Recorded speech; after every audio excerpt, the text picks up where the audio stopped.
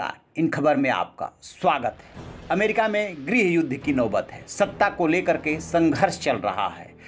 राष्ट्रपति Donald Trump किसी भी सूरत में अपनी हार मानने को तैयार नहीं है और उधर वहां की संसद ने जो बाइडेन के नाम के ऊपर मुहर लगा दी है। हालांकि हिंसा के बाद अमेरिकन राष्ट्रपति ने ये कहा कि वो 20 तारीख को सत्ता सौंप देंगे, लेकिन आज जो कुछ भी अमेरिका में हुआ उसको लेकर के दुनिया भर में आलोचना हो रही है ट्रंप की। और इसी बीच उनके लिए एक और बुरी खबर है कि इराक की एक अदालत ने उनके खिलाफ गिरफ्तारी वारंट जारी किया है। और ये बगदाद की अदालत ने जो वारंट जारी किया है वो अमेरिकी ड्रोन हमले में 1 साल पहले मारे गए ईरानी कमांडर कासिम सुलेमानी और अबू महदी अल मुहंदिस की हत्या के आरोप में जारी किया है। अदालत ने अबू महदी के परिवार वालों के बयान नोट करने के बाद जारी किया है। अल मुहंदिस मोबिलाइजेशन फोर्स के उपनेता थे। कासिम सुलेमानी ईरान के रिवोल्यूशनरी गार्ड के कमांडर थे। उनकी गाड़ी पर हमले का आदेश डोनाल्ड ट्रंप ने दिया था, जिन्होंने बाद में कहा था कि हमले में 2 पुरुषों के जरिए एक का बदला लिया गया है। इन दोनों की मौत के बाद से इराक में ईरान समर्थक समूहों ने अमेरिकी सेना पर हमले तेज कर दिए थे। ये संगठन इन दोनों नेताओं की हत्या का बदला लेना चाहते हैं।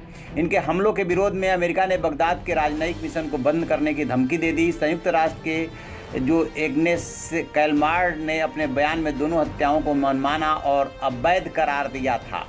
तो इस तरीके से इनकी मुसीबतें बढ़ सकती है। इराक की कोर्ट ने कहा है कि दंड संहिता के अनुच्छेद 406 के तहत पूर्वी बगदाद की अदालत ने ट्रंप की गिरफ्तारी का वारंट जारी किया है, जो कि पूर्व निर्धारित हत्या के सभी मामलों में मृत्युदंड का प्रावधान करता है। अदालत ने कहा है कि प्रारंभिक जांच पूरी हो चुकी है, लेकिन इस अपराध में अन्य दोषियों को पकड़ने के लिए जांच जारी है, चाहे वे इराकी हों या विदेशी। रविवार को हुई दोनों नेताओं की हत्याओं की पहली बरसी पर ईरान समर्थक धड़ों ने वाशिंगटन और इराकी अधिकारियों के खिलाफ बयानबाजी तेज कर दी है। ईरान के मुख्य राजनयिक ने संयुक्त राज्य के राष्ट्रपति डोनाल्ड ट्रंप को सावधान रहने का आह्वान किया है। आपको बता दें कि वैसे जो भी अदालत ने आदेश जारी किया है वो सिंबॉलिक ही है, क्योंकि अमेरिका के राष्ट्रपति को गिरफ्तार करना मुश्किल है। और इस बीच में जो अमेरिका में गृह युद्ध की नौबत है उसको लेकर के जरूर ट्रंप चारों तरफ से घिर गए हैं।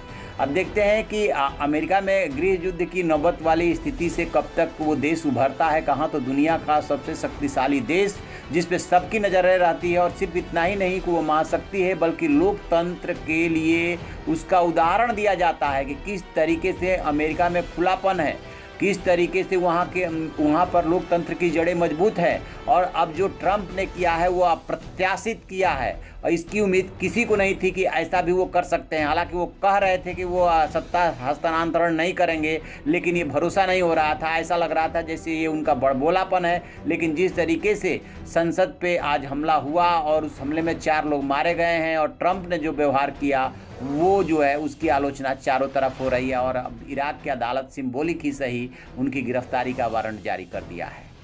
तो आप रहिए ना बेखबर, देखते रहिए इन खबर। Thank you. इन खबर चैनल को सब्सक्राइब करें।